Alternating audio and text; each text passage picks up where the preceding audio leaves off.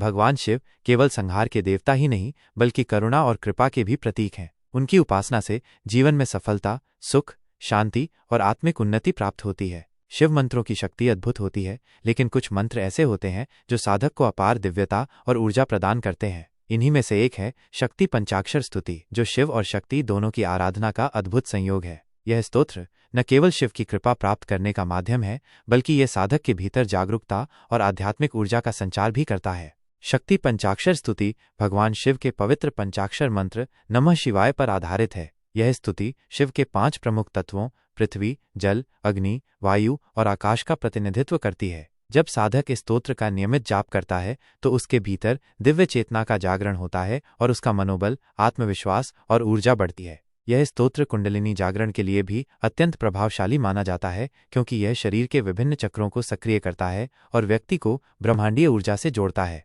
न अक्षर पृथ्वी तत्व का प्रतीक है और यह मूलाधार चक्र को सक्रिय करता है। जब साधक इस अक्षर का जाप करता है तो उसके भीतर स्थिरता और संतुलन उत्पन्न होता है। यह जीवन में दृढ़ता, साहस और आत्मविश्वास को बढ़ाने में सहायक होता है। शी अक्षर अग्नि तत्व का प्रतीक है और ये मणिपुर चक्र से संबंधित है। यह चक्र आत्मबल, इच्छा शक्ति और ऊर्जा को नियंत्रित करता है। जब साधक इस अक्षर का जाप करता है तो उसके भीतर शक्ति, प्रेरणा और साहस का संचार होता है। यह अक्षर जीवन में आत्मनियंत्रण और आत्मशक्ति को बढ़ाने में सहायक होता है। मम अक्षर जल तत्व का प्रतीक है और यह स्वाधिष्ठान चक्र को सक्रिय करता है। जल तत्व व्यक्ति के भावनात्मक और मानसिक संतुलन से जुड़ा होता है। जब यह चक्र सक्रिय होता है तो व्यक्ति के भीतर करुणा, प्रेम और सौम्यता का विकास होता है। वा अक्षर वायु तत्व से संबंधित है और यह अनाहत चक्र को जागृत करता है। यह चक्र प्रेम, दया और भक्ति का केंद्र है। जब साधक इस अक्षर का जाप करता है तो उसके भीतर शुद्ध प्रेम और दिव्यता का संचार होता है। यह मन को हल्का और शांत करता है, जिससे व्यक्ति जीवन के प्रति सकारात्मक दृष्टिकोण विकसित कर पाता है। इस अक्षर की महिमा को इस मंत्र में दर्शाया गया है। वशिष्ठ कुंभोद्भव गौतमार्य मुनीन्द्र देवार्चित शेखराय चंद्रार्क वैश्वानर लोचनाय तस्मै वकाराय नमः शिवाय।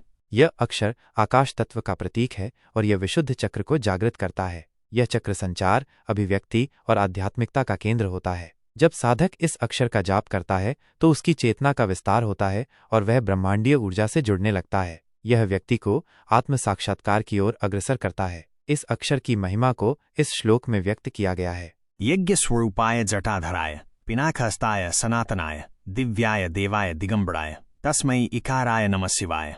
शक्ति पंचाक्षर स्तुति के नियमित जाप से अनेक लाभ प्राप्त होते हैं। यह स्तोत्र व्यक्ति के भीतर संतुलन और स्थिरता लाता है, जिससे वो मानसिक, शारीरिक और आत्मिक रूप से सशक्त बनता है। यह साधना कुंडलिनी शक्ति को जागृत करती है, जिससे व्यक्ति के सभी चक्र सक्रिय हो जाते हैं और उसका आध्यात्मिक उत्थान होता है। जब यह स्तोत्र विधिपूर्वक किया जाता है तो व्यक्ति के भीतर सकारात्मक ऊर्जा प्रवाहित होती है, जिससे उसकी सोच और व्यवहार में सकारात्मक परिवर्तन आते हैं। इस स्तुति का जाप करने से व्यक्ति की नकारात्मक ऊर्जा समाप्त होती है और उसके जीवन में शांति और समृद्धि का संचार होता है। यह स्तोत्र मन और आत्मा को गहराई से शुद्ध करता है और साधक को शिवत्व की ओर ले जाता है। इससे आत्मिक जागरूकता बढ़ती है और व्यक्ति का ध्यान शिव की दिव्यता में स्थिर हो जाता है। इस स्तोत्र की साधना को प्रभावी बनाने के लिए इसे प्रातःकाल या रात्रि के समय शांत वातावरण में किया जाना चाहिए। साधक को ध्यान रखना चाहिए कि वो पूरे मनोयोग और श्रद्धा के साथ इस स्तोत्र का जाप करे। यह शिवलिंग के समक्ष या ध्यानावस्था में करने से अधिक प्रभावशाली होता है। यदि संभव हो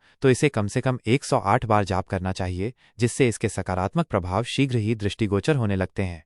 शक्ति पंचाक्षर स्तुति न केवल एक साधना है, बल्कि यह व्यक्ति के संपूर्ण जीवन को एक नई दिशा देने वाला स्तोत्र है। इसका जाप करने से साधक के जीवन में आध्यात्मिक शक्ति, शांति और सफलता का आगमन होता है। जो भी इस स्तोत्र का नियमित रूप से जाप करता है उसे शिव और शक्ति दोनों की कृपा प्राप्त होती है, जिससे उसके जीवन के सभी कष्ट समाप्त हो जाते हैं। अतः जो भी भगवान शिव की कृपा प्राप्त करना चाहता है उसे इस स्तुति को अपने जीवन का अभिन्न अंग बना लेना चाहिए।